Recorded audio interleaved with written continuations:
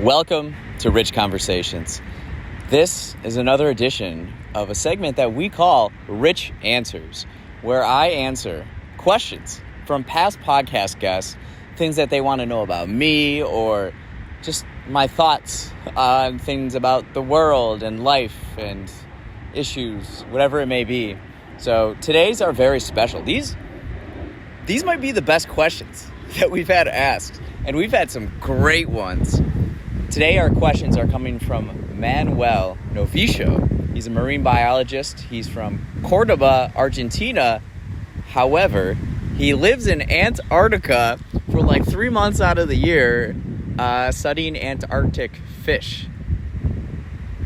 We had such a blast recording and getting to know each other.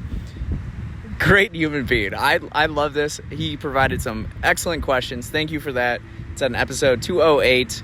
And why don't we get into these questions? So the first one he asks, this is a deep one. This is very kind of meta in a way. When did Rich appear in this world? Parentheses, not when you were born. When do you think you started being yourself?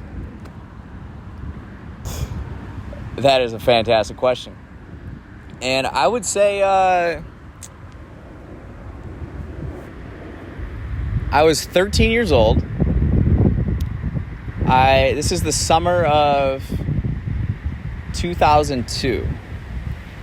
So I'd finished 7th grade. I'm going into 8th grade. And the way in the United States and in southeast Wisconsin, I was at this grade school called Raymond Elementary. And, 8th grade is our last year together as, a small community. And then we go into the high school with all these other feeder elementary schools, right? And then you become one, like a bigger one.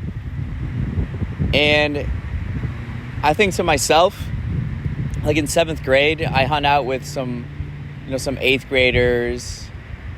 I think I tried to be too cool. And I think I compromised some of my integrity in a way of my values and things like that. And now that I'll be in 8th grade, I'm on top, so I can do whatever I want, being the oldest kids in the school. And my perspective going into that 8th grade year was, I just want this to be the best year possible for everybody. I want to treat everybody, I just want to have fun with everybody and just enjoy this last moment that we have together. And that summer, I listened to the Beatles a lot. I had the Blue album, the greatest hits, that's 67 to 70. Now, I had been listening to the Beatles before. There's this on radio stations, the oldie stations that my mom would play on our way back from church on Sunday mornings. They had this Beatles brunch, and they would just play different Beatles songs. I especially like the early ones with all just the energy and rock and roll. I love that. But I would say the 7th grade one, this was a gift to me. The CD is 2 CDs of some of their hits in their later years. And those years are more contemplative. They're about love kind of in a deeper way. And that influenced me a lot. And I love the Beatles and the message and just kind of them kind of using art as kind of this vehicle of love in the world. It's this comet that came down, and it's a magical time in a way in human history. And we've talked about the Beatles during our show or afterwards. I don't know when it was, but it was highly influential on me. And I think so, just being backed by the confidence of that. The Beatles are talking about these higher values and these concepts, but they were the greatest band ever. So it provides me the confidence to also act in these ways going into the new year with friends and classmates and community. And that was like one of the best years of my life. I participated in everything, you know, whether it be, because I was always into sports, but you know, I did a musical. So I played Tom Sawyer and Tom Sawyer. I had never done any of that stuff. You just get involved and just give yourself and be present and be with each other. That was when my grades went up a lot.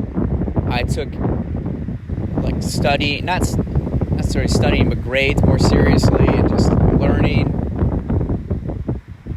That was so much fun, and I think that's when I kind of became myself. And so whenever I reflect back on life, I view that as certainly probably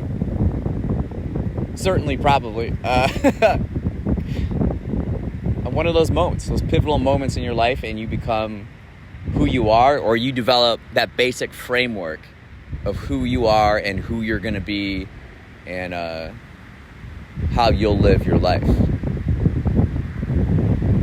So that's question 1. Question 2. Manuel says, I've booked a rocket ticket to Mars for you. Its departure is tomorrow, midday. Will you be on board? Why or why not? Well, I'm glad you book it, because I will be there. I will go to Mars. And why? Why not? I want to go. I want to explore outer space. I think that's kind of the frontier, like where humans, we want to explore. We're curious animals, curious creatures, and that has always kind of pushed us in our ambitions and pursuits. To see planet Earth from afar, I mean, I already feel this way. It's like we're all just one. We're all just here on the same planet. Like, gosh, all of our... I think people focus on our differences more than our similarities. And if you look at our similarities, I mean, it's just like we're all human beings. We experience all these same emotions. We just express them in different ways, in particular culturally and traditions and things like that. That'd be a special moment. We don't have to get into, like, what do you call those? The fine print? I'm imagining, you know, like I go there and I come back in a week. You know, if we're talking 10 years, or I don't know, it all depends. But yeah, I think here's a good question to piggyback your question. Do you believe in your lifetime you will visit outer space, go into outer space?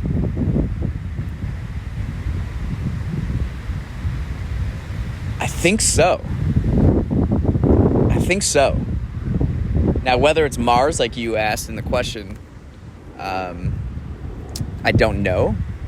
But, yeah, I think I probably will. It's pretty wild to think. Right now, we're in the park. We're recording this in Chicago. I'm in the park. And this is coming, Lake Michigan's right there. So there's always planes that are going overhead, if you can hear them. But,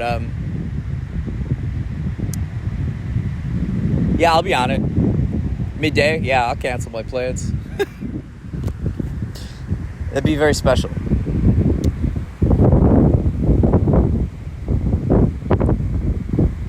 Okay, number 3 is a little bit more abstract. What does intuition do for you? How would you explain it?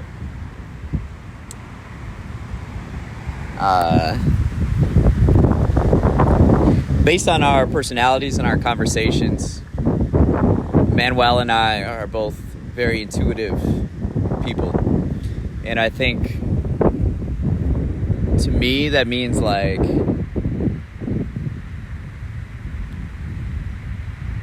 you experience something, or you just You absorb information from your senses, and you just know stuff. You just know stuff.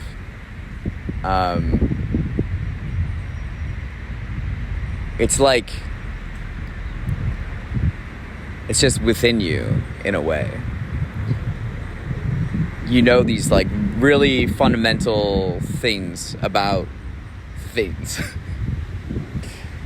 Someone once said, a friend of mine, Justina Wynn, she's been on the pod before. Like she mentions that like intuition is like a sixth sense. How do I use it? I can use it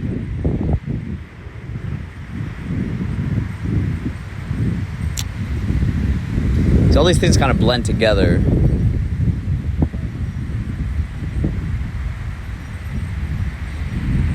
I guess for me, I can use it going about everyday life and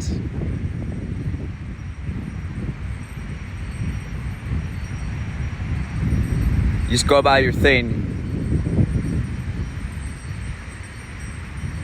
And it's like absorbing information and things that the world and people are telling you, whether verbally or non-verbally. And you can just like through that draw bigger picture ideas, conclusions, concepts. You can see the future. So I use my intuition. Your question is, what is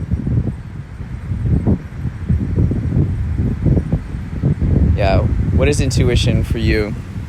Yeah, it's basically like a sixth sense that allows me to see the future and navigate that future.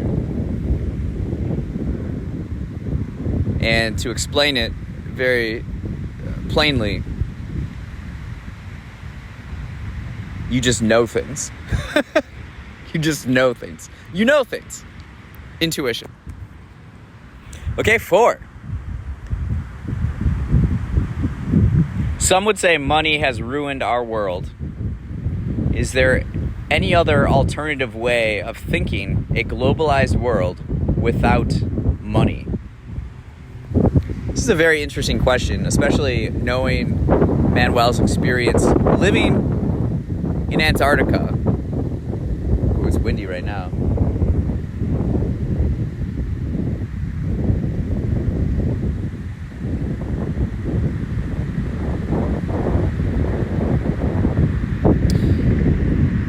So Manuel has lived in Antarctica months at a time, and what he's described to me is that you're on a base with people from all over the world, and you leave your wallet at home. There's no money. You just like barter for things, and you get certain things, and you live in harmony together. And what a interesting experience, fascinating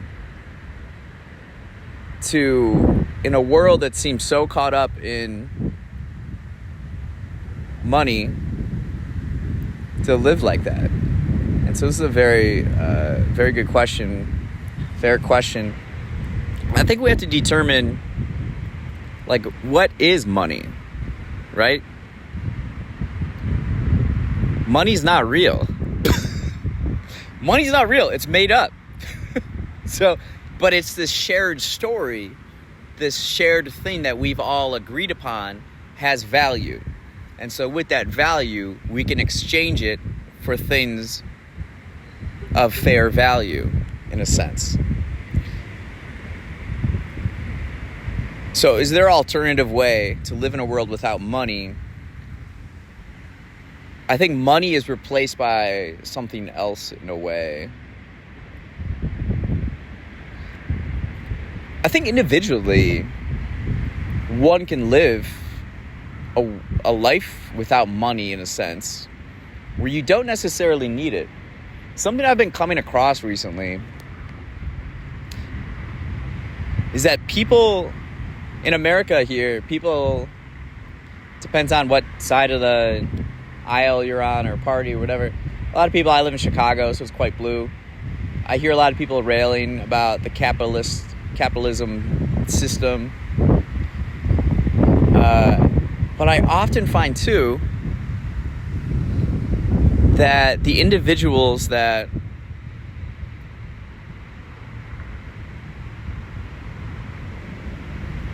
talk trash about capitalism, these individuals seem to value money more than other things. As an example, I just did some videos for somebody, behind the scenes, documentary stuff.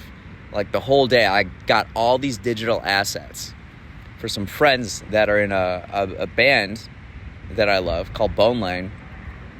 And then when I come back, they're playing a show at a festival, music festival called Summerfest in Milwaukee, Wisconsin. And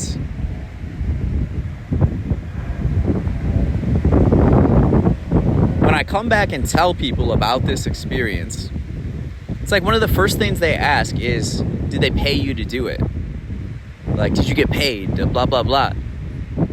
It's no, I just did it because I love them. And I want to see them realize their dreams. So I'll find ways that I can help them, add value for them. And this goes with across the board. There's all these experiences I have where either I'm helping other people out for free or other people are helping me out for free. And that's, to me, I prioritize having a non-linear mind. I find that linear-minded people are always thinking of money first. Money, money, money. And the human story is still going, right? And nothing is concrete, nothing is done, nothing is certain. We've had communism. We saw it didn't work because it has fewer data points. I think it comes down to data points. Capitalism has more data points. I do feel that there are systems that we could embrace with more data points than capitalism. And that's what I'm keeping my eye on.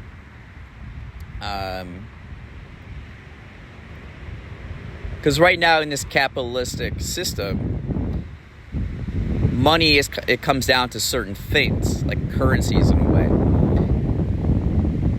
I'm not a crypto trading, crypto bro or anything like that, but I think kind of the fundamental ideas behind it, there's a lot of validity to it, where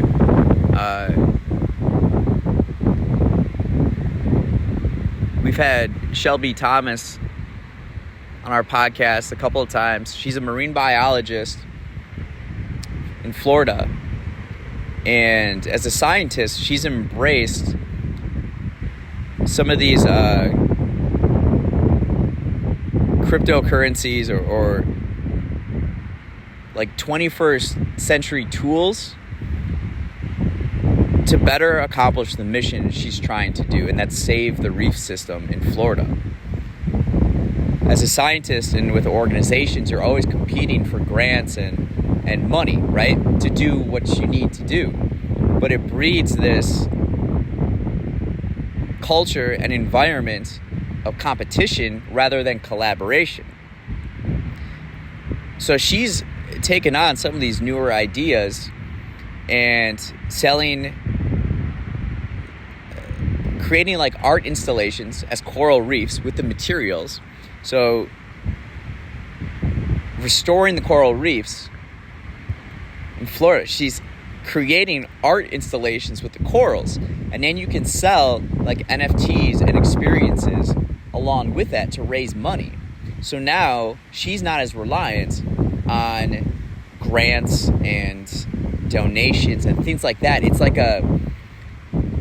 I'm really excited for opportunities ahead using 21st century technologies and collaboration And I think people have gotten so used to systems where you're protective of your own value, money, right? That you're less likely to give it out, to help each other out. And so you're limited. If more people take on a non-linear mindset and philosophy, then I believe that the way we view money and exchange value will look much different in the future, especially by the end of the 22nd century, if we can do these things in an appropriate, thoughtful, collaborative way. So that's what I kind of think about that stuff. A lot of it comes down to like non-linear versus linear thinking. And with a non-linear mindset, there's no limits. We can do anything. We can do anything. So there's that question.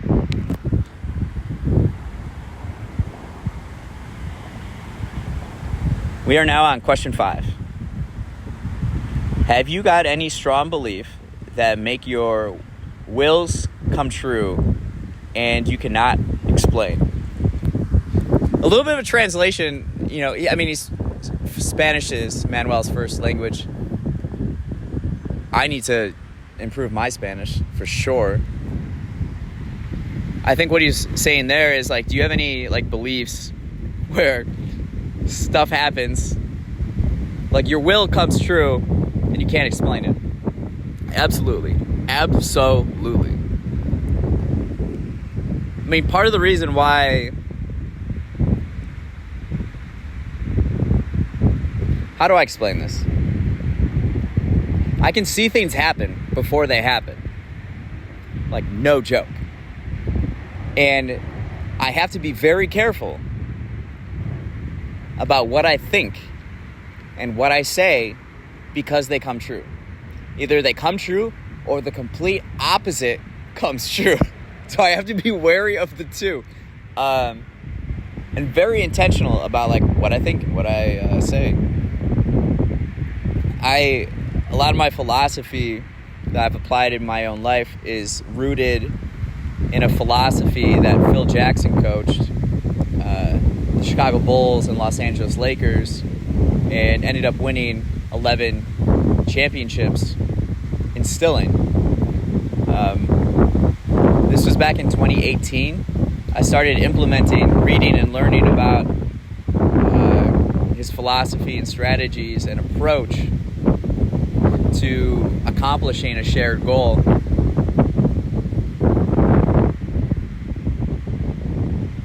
And I've been applying them for 4 years.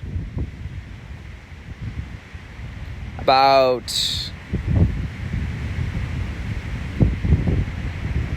it's like July 26th, Tuesday, July 26th, 2019.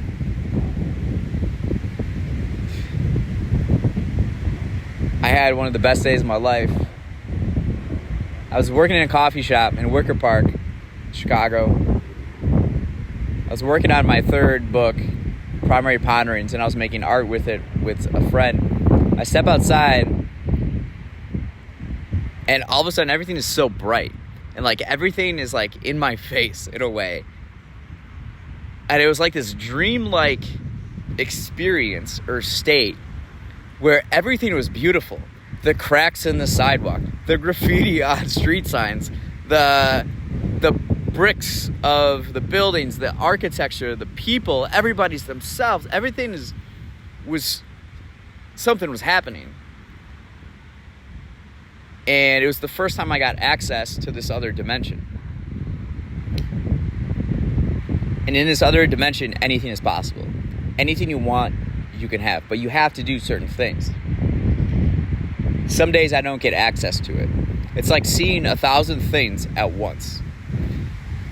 And I believe this is a result of the training that I've taken on with Phil Jackson, where he's bringing in this like mindfulness and awareness to the players on his team, where you can basically be on the court, and we're both basketball fans. You're playing a game. You don't even need to run plays, because you just read the defense and what they're doing, and then you just react to it. So it's all about openness and being aware of everything that's going on around you. You're not filling your head with your own opinions or your own goals or what you're trying to do. You're just like open. And this is like processing information all around you. It's telling you something, and you react to it. And they won 11 championships. And I was like, if Michael and Kobe could do this, I can do it too. So I've been doing it, and it's like you can see things before they happen, and you can do anything you want. It's pretty cool. So, yeah, it's real. It's real, but it takes 99% of people in the world are unwilling to do it. But I've been doing it. I've been doing it for 4 years. Every day, you're practicing, you're training, you're working hard at it. And then the results just speak for themselves. So, yeah. It's real. Okay, this is the last question. Manuel, thanks again. Great questions. These are some of my favorite. Yeah, we definitely have an intuitive vibe going between us. I appreciate it. Okay. If what we do always occurs in the past, like I am writing, what is the present for you?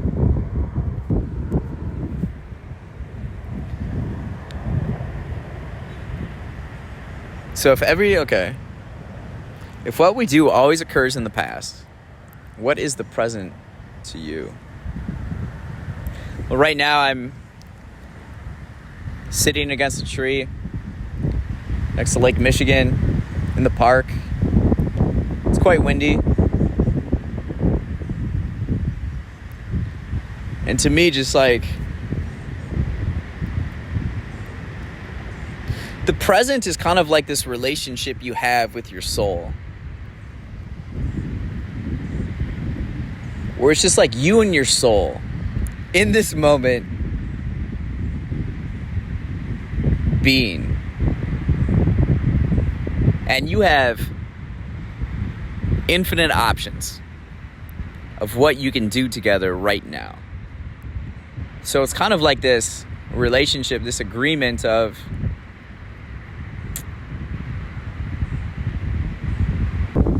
it's almost like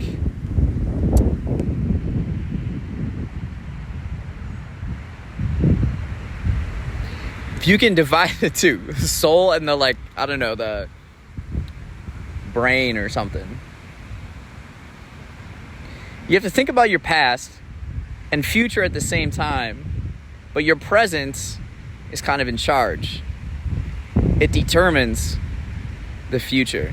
It determines your past. It's what you do in this moment, and you decide. So you have to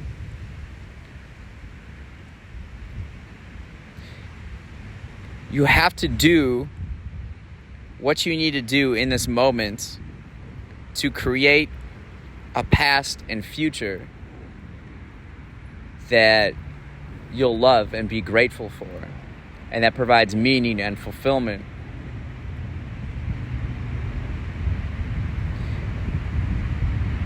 And to kind of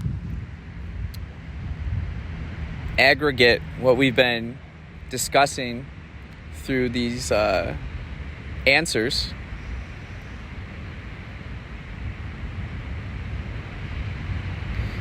it's like being aware of everything that's happening right now, absorbing the information, processing it, and that develops your intuition to know what you should be doing right now, right? It's a beautiful summer day. It's windy. It's quite windy.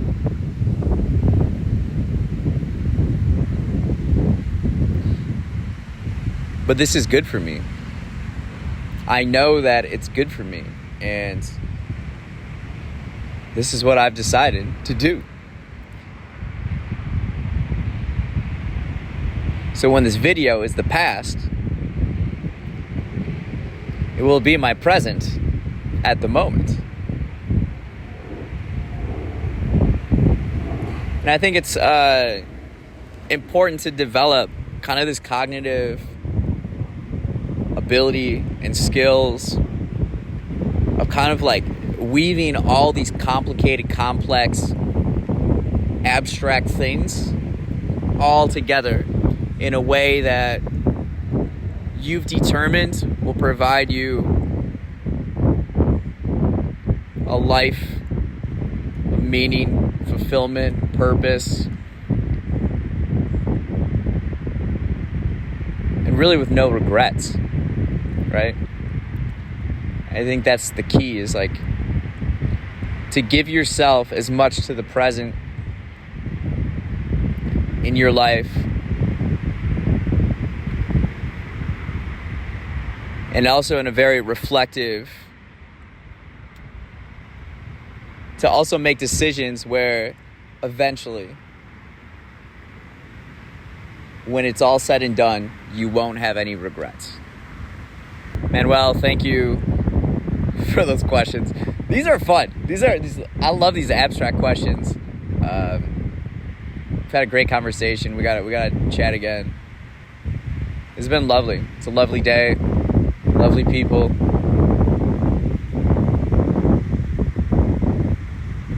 Thanks for the questions. Thanks for listening. Thanks for watching. Have a day filled with inspiration and living presently and with love.